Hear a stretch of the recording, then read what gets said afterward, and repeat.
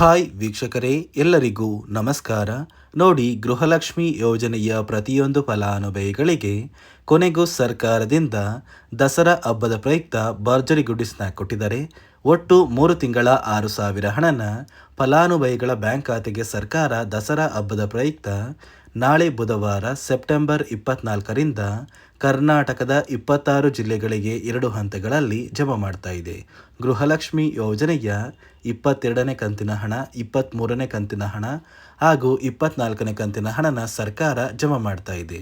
ಅದೇ ರೀತಿ ಗೃಹಲಕ್ಷ್ಮಿ ಫಲಾನುಭವಿಗಳಿಗೂ ಮತ್ತು ರೇಷನ್ ಕಾರ್ಡ್ ಹೊಂದಿರುವಂತಹ ಪ್ರತಿಯೊಬ್ಬರಿಗೂ ಕೂಡ ಹಣಕಾಸು ಇಲಾಖೆಯಿಂದ ಮುಖ್ಯವಾದ ಮಾಹಿತಿನ ಕೊಟ್ಟಿದ್ದು 5 ಹೊಸ ನಿಯಮಗಳನ್ನ ಸರ್ಕಾರ ಜಾರಿಗೆ ತಂದಿದೆ. ಈ ನಿಯಮಗಳ ಪ್ರಕಾರ ಸಾಕಷ್ಟು ಫಲಾನುಭವಿಗಳಿಗೆ ಸರ್ಕಾರದ ಒಂದು ಸೌಲಭ್ಯಗಳನ್ನ ಕ್ಯಾನ್ಸಲ್ ಮಾಡಿದೆ. ಹಾಗಾದರೆ ಬನ್ನಿ ಸ್ನೇಹಿತರೆ, ಸರ್ಕಾರದಿಂದ ಬಂದಿರುವಂತಹ ಒಂದು ಮಾಹಿತಿ ಏನು ಅಂತ ನಾನು ನಿಮಗೆ ತಿಳಿಸ್ಕೊಡ್ತಾ ಇದ್ದೀನಿ. ಅದಕ್ಕಿಂತ ಮೊದಲು ನೀವೇನಾದ್ರೂ ಇನ್ನೂ ಕೂಡ ನನ್ನ ಚಾನಲ್ನ ಸಬ್ಸ್ಕ್ರೈಬ್ ಆಗಿಲ್ಲ ಅಂದರೆ ದಯವಿಟ್ಟು ಪ್ರತಿಯೊಬ್ಬರು ಚಾನಲ್ನ ಸಬ್ಸ್ಕ್ರೈಬ್ ಮಾಡ್ಕೊಳ್ಳಿ, ಹಾಗೆ ವಿಡಿಯೋಗೆ ಒಂದು ಲೈಕ್ನ ಕೊಡಿ. ಹೌದು ವೀಕ್ಷಕರೇ, ಗೃಹಲಕ್ಷ್ಮಿ ಯೋಜನೆಯ ಪ್ರತಿಯೊಂದು ಫಲಾನುಭವಿಗಳಿಗೆ ಕೊನೆಗೂ ಸರ್ಕಾರದಿಂದ ದಸರಾ ಹಬ್ಬದ ಪ್ರಯುಕ್ತ ಭರ್ಜರಿ ಗುಡ್ಡಿ ಸ್ನ್ಯಾಕ್ ಕೊಟ್ಟಿದ್ದಾರೆ. ನೋಡಿ, ಒಟ್ಟು 3 ತಿಂಗಳ 6,000 ಹಣನ ಸರ್ಕಾರ ಜಮಾ ಮಾಡ್ತಾ ಇದೆ. ಗೃಹಲಕ್ಷ್ಮಿ ಯೋಜನೆಯ 22ನೇ ಕಂತಿನ ಹಣ, 23ನೇ ಕಂತಿನ ಹಣ ಹಾಗೂ 24ನೇ ಕಂತಿನ ಹಣನ ಸರ್ಕಾರ ಜಮಾ ಮಾಡ್ತಾ ಇದ್ದು, ಕರ್ನಾಟಕದ 26 ಜಿಲ್ಲೆಗಳಿಗೆ 2 ಹಂತಗಳಲ್ಲಿ ಈ ಒಂದು ಹಣ ಜಮಾ ಆಗ್ತಾ ಇದೆ. ನೀವು ಕೇಳಬಹುದು ಸ್ನೇಹಿತರೆ, ಖಂಡಿತವಾಗಿಯೂ ನಮ್ಮ ಬ್ಯಾಂಕ್ ಖಾತೆಗೆ ಹಣ ಜಮಾ ಆಗುತ್ತಾ ಅಂತ. ಹೌದು ವೀಕ್ಷಕರೇ, ನಿಮ್ಮ ಬ್ಯಾಂಕ್ ಖಾತೆಗೆ 6,000 ಹಣ ಜಮಾ ಆಗೋದಕ್ಕೆ ನಾನು ನಿಮಗೆ ವಿತ್ ಪ್ರೂಫ್ ಮೂಲಕ ಮಾಹಿತಿನ ಕೊಡ್ತಾ ಇದ್ದೀನಿ. ದಯವಿಟ್ಟು ಪ್ರತಿಯೊಬ್ಬರು ಈ ಒಂದು ಆಡಿಯೋನ ಕೇಳಿ. ಗೃಹಲಕ್ಷ್ಮಿ ಹಣವನ್ನ ಬಹಳಷ್ಟು ಶೀಘ್ರದಲ್ಲಿ ಸೆಪ್ಟೆಂಬರ್ ಬಂದಿದೆ, ನಮಗೆ ಹಣ ಇನ್ನೂ ಬಂದಿಲ್ಲ. ಸೆಪ್ಟೆಂಬರ್ ಅಕ್ಟೋಬರ್ ತಿಂಗಳ ಹಣವನ್ನು ಆದಷ್ಟು ಶೀಘ್ರದಲ್ಲಿ ಕೇಳಿದ್ರಲ್ಲ ಸ್ನೇಹಿತರೆ, ಸಚಿವೆ ಲಕ್ಷ್ಮಿ ಹೆಬ್ಬಾಳ್ಕರ್ ಅವರೇ ಕೊಟ್ಟಿರುವಂತಹ ಒಂದು ಮಾಹಿತಿಯ ಪ್ರಕಾರ ಗೃಹಲಕ್ಷ್ಮಿ ಯೋಜನೆಯ 3 ತಿಂಗಳ ಒಟ್ಟು 6,000 ಹಣನ ಸರ್ಕಾರ ಕರ್ನಾಟಕದ 26 ಜಿಲ್ಲೆಗಳಿಗೆ 2 ಹಂತಗಳಲ್ಲಿ ಜಮಾ ಮಾಡ್ತಾ ಇದೆ. ಅದೇ ರೀತಿ ನೋಡಿ ಸ್ನೇಹಿತರೆ, ಈ ಬಾರಿ ಹಣಕಾಸು ಇಲಾಖೆಯಿಂದ ಗೃಹಲಕ್ಷ್ಮಿ ಫಲಾನುಭವಿಗಳಿಗೆ ಮತ್ತು ರೇಷನ್ ಕಾರ್ಡ್ ಹೊಂದಿರುವಂತಹ ಪ್ರತಿಯೊಬ್ಬರಿಗೂ ಕೂಡ 5 ಹೊಸ ನಿಯಮಗಳನ್ನ ಜಾರಿಗೆ ತಂದಿದೆ. ಈ ನಿಯಮಗಳ ಪ್ರಕಾರ ಪ್ರತಿಯೊಂದು ಫಲಾನುಭವಿಗಳ ದಾಖಲಾತಿಗಳನ್ನ ಚೆಕ್ ಮಾಡಿ ನಂತರ ಈ ನಿಮ್ಮ ಒಂದು ದಾಖಲಾತಿಗಳು ಈ 5 ನಿಯಮಗಳನ್ನ ಪಾಲಿಸಿದರೆ ಮಾತ್ರ ಗೃಹಲಕ್ಷ್ಮಿ ಯೋಜನೆಯ 2,000 ಹಣ ಜಮಾ ಆಗೋದು ಮತ್ತು ನಿಮ್ಮ ರೇಷನ್ ಕಾರ್ಡ್ನ ಸರ್ಕಾರ ಕ್ಯಾನ್ಸಲ್ ಮಾಡದೆ ಹಾಗೆ ಬಿಡೋದು. ಇಲ್ಲ ಅಂದರೆ ನಿಮ್ಮ ಒಂದು ರೇಷನ್ ಕಾರ್ಡ್ನ ಸರ್ಕಾರ ಕ್ಯಾನ್ಸಲ್ ಮಾಡುತ್ತೆ. ಅದೇ ಒಂದು ಕಾರಣಕ್ಕೆ ಸಾಕಷ್ಟು ಫಲಾನುಭವಿಗಳ ಒಂದು ರೇಷನ್ ಕಾರ್ಡ್ನ ಸರ್ಕಾರ ಕ್ಯಾನ್ಸಲ್ ಮಾಡಿದೆ.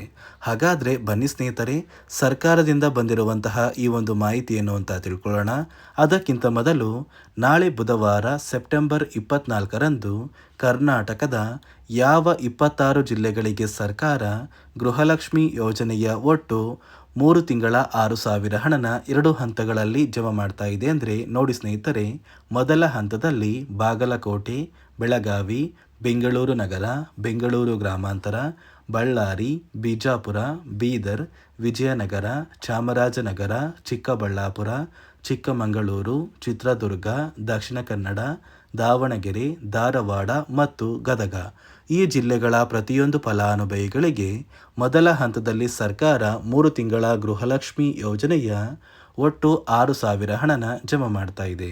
ಅದೇ ರೀತಿ ಎರಡನೆಯ ಹಂತದಲ್ಲಿ ಕಲಬುರಗಿ, ಹಾಸನ, ಹಾವೇರಿ, ಕೊಡಗು, ಕೋಲಾರ, ಕೊಪ್ಪಳ, ಮಂಡ್ಯ, ಮೈಸೂರು, ರಾಯಚೂರು, ರಾಮನಗರ, ಶಿವಮೊಗ್ಗ, ತುಮಕೂರು, ಉಡುಪಿ, ಉತ್ತರ ಕನ್ನಡ ಮತ್ತು ಯಾದಗಿರಿ ಈ ಜಿಲ್ಲೆಗಳ ಪ್ರತಿಯೊಂದು ಫಲಾನುಭವಿಗಳಿಗೆ ಎರಡನೆಯ ಹಂತದಲ್ಲಿ ಸರ್ಕಾರ 3 ತಿಂಗಳ 6,000 ಹಣನ ಜಮಾ ಮಾಡ್ತಾ ಇದ್ದು, ಒಟ್ಟು 3 ತಿಂಗಳ 6,000 ಹಣನ ದಸರಾ ಹಬ್ಬದ ಪ್ರಯುಕ್ತ ಸೆಪ್ಟೆಂಬರ್ ತಿಂಗಳು ಮುಗಿಯುವಷ್ಟರಲ್ಲಿ ಪ್ರತಿಯೊಂದು ಫಲಾನುಭವಿಗಳ ಬ್ಯಾಂಕ್ ಖಾತೆಗೆ ಸರ್ಕಾರ ಜಮಾ ಮಾಡ್ತಾ ಇದೆ. ನೋಡಿ ಸ್ನೇಹಿತರೆ, ಈ ಬಾರಿ ಸುಮಾರು 1 ಲಕ್ಷಕ್ಕಿಂತ ಅಧಿಕ ಫಲಾನುಭವಿಗಳ ಬ್ಯಾಂಕ್ ಖಾತೆಗೆ ಸರ್ಕಾರ ಗೃಹಲಕ್ಷ್ಮಿ ಯೋಜನೆಯ ಹಣನ ಜಮಾ ಮಾಡ್ತಾ ಇಲ್ಲ. ಕಾರಣ ಏನು ಅಂದರೆ, ನಿಮ್ಮ ಬ್ಯಾಂಕ್ ಖಾತೆಗೆ ಡೆಬಿಟ್ ಮೂಲಕ ಹಣ ಜಮಾ ಮಾಡುವಂತಹ ಸಂದರ್ಭದಲ್ಲಿ ಸರ್ಕಾರ ಸಾಕಷ್ಟು ಫಲಾನುಭವಿಗಳ ಒಂದು ಬ್ಯಾಂಕ್ ಖಾತೆಗೆ ಹಣ ಜಮಾ ಮಾಡೋದನ್ನು ಕ್ಯಾನ್ಸಲ್ ಮಾಡಿದೆ. ಯಾಕಂದರೆ ಇತ್ತೀಚೆಗೆ ಹಣಕಾಸು ಇಲಾಖೆ ಜಾರಿಗೆ ತಂದಿರುವ 5 ನಿಯಮಗಳ ಆಧಾರದ ಮೇಲೆ ಪ್ರತಿಯೊಂದು ಫಲಾನುಭವಿಗಳಿಗೆ ಸರ್ಕಾರ ಈ ಒಂದು ಹಣನ ಜಮಾ ಮಾಡ್ತಾ ಇದ್ದು, ಯಾರೆಲ್ಲ ಫಲಾನುಭವಿಗಳು ಈ ನಿಯಮಗಳನ್ನ ಪಾಲಿಸಿಲ್ಲ ನಿಮ್ಮ ಬ್ಯಾಂಕ್ ಖಾತೆಗೂ ಕೂಡ ಹಣ ಜಮಾ ಆಗೋದಿಲ್ಲ. ಹಾಗಾದರೆ ಬನ್ನಿ ಸ್ನೇಹಿತರೆ, ಸರ್ಕಾರ ಜಾರಿಗೆ ತಂದಿರುವ ಆ 5 ಹೊಸ ನಿಯಮಗಳು ಏನು ಅಂತ ನಾನು ನಿಮಗೆ ತಿಳಿಸ್ಕೊಡ್ತಾ ಇದ್ದೀನಿ.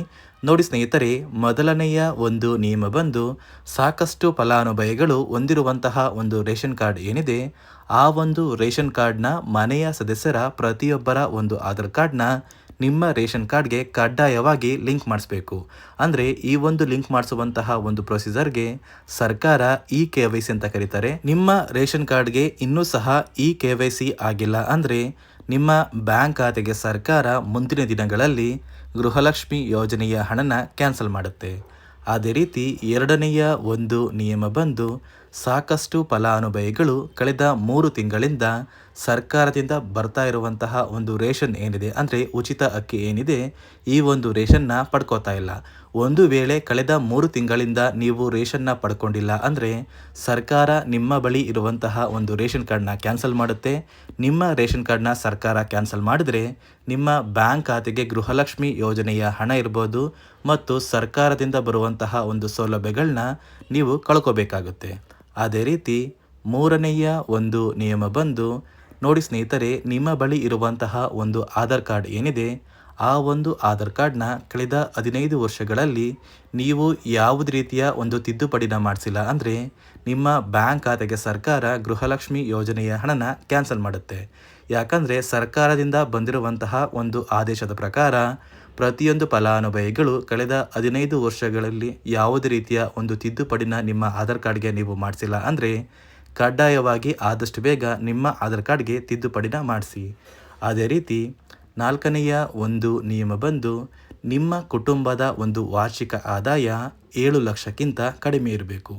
ಒಂದು ವೇಳೆ ನಿಮ್ಮ ಕುಟುಂಬದ ವಾರ್ಷಿಕ ಆದಾಯ 7 ಲಕ್ಷಕ್ಕಿಂತ ಜಾಸ್ತಿ ಇದ್ದರೆ ನಿಮ್ಮ ಬ್ಯಾಂಕ್ ಖಾತೆಗೆ ಸರ್ಕಾರ ಗೃಹಲಕ್ಷ್ಮಿ ಯೋಜನೆಯ ಹಣನ ಕ್ಯಾನ್ಸಲ್ ಮಾಡುತ್ತೆ. ಅದೇ ರೀತಿ ಐದನೆಯ ಒಂದು ನಿಯಮ ಬಂದು ನಿಮ್ಮ ಕುಟುಂಬದ ಸದಸ್ಯರು ಅಥವಾ ಗೃಹಲಕ್ಷ್ಮಿ ಯೋಜನೆಯ ಫಲಾನುಭವಿಗಳು ಯಾರು ಕೂಡ ಸರ್ಕಾರಿ ನೌಕರರಾಗಿ ಕಾರ್ಯನಿರ್ವಹಿಸ್ತಾ ಇರಬಾರ್ದು. ಒಂದು ವೇಳೆ ನಿಮ್ಮ ಕುಟುಂಬದಲ್ಲಿ ಯಾರೇ ಆಗಿದ್ರೂ ಸರ್ಕಾರಿ ನೌಕರರಾಗಿ ಕಾರ್ಯನಿರ್ವಹಿಸ್ತಾ ಇದ್ದರೆ ನಿಮ್ಮ ಬ್ಯಾಂಕ್ ಖಾತೆಗೆ ಗೃಹಲಕ್ಷ್ಮಿ ಯೋಜನೆಯ ಹಣ ಕ್ಯಾನ್ಸಲ್ ಆಗುತ್ತೆ. ಈ 5 ನಿಯಮಗಳ ಆಧಾರದ ಮೇಲೆ ಪ್ರತಿಯೊಂದು ಫಲಾನುಭವಿಗಳಿಗೆ ಸರ್ಕಾರ ಹಣ ಜಮಾ ಮಾಡ್ತಾ ಇದೆ.